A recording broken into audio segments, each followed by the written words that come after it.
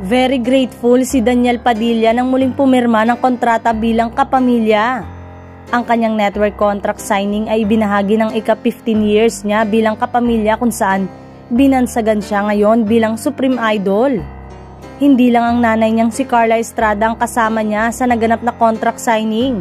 Naging saksi rin sa event ang kanyang mga pamilya gaya ng isa sa mga kapatid niyang babae na si Maggie Ford at ang child actor na si Jordan Lim. Nagbigay naman ng mensahe ang mga taong malapit sa kanyang buhay gaya ng mga direktor na nakatrabaho niya na puring-puri ang kanyang work ethics. Proud naman sa kanyang tito na si Senator Robin Padilla, gayon din ang kanyang amang si Romel Padilla.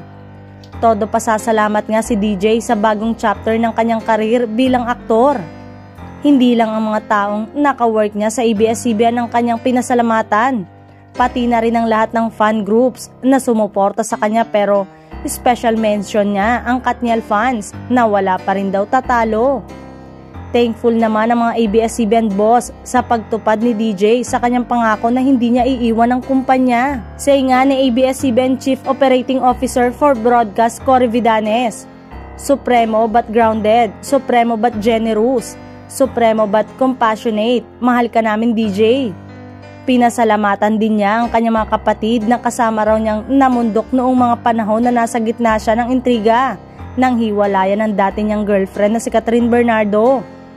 Speaking of Catherine, hindi niya ito kinalimutang pasalamatan sa kanyang speech. Syempre, hindi ko pwedeng kalimutan si Catherine. Maraming salamat, Catherine, sa ating maraming taong pinagsamahan, say niya.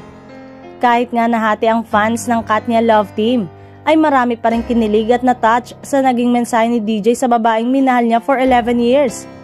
Sa kanyang pahayag, nagpasalamat ang aktor sa walang sawang suporta ng kanyang mga taga-suporta at ng Katniel.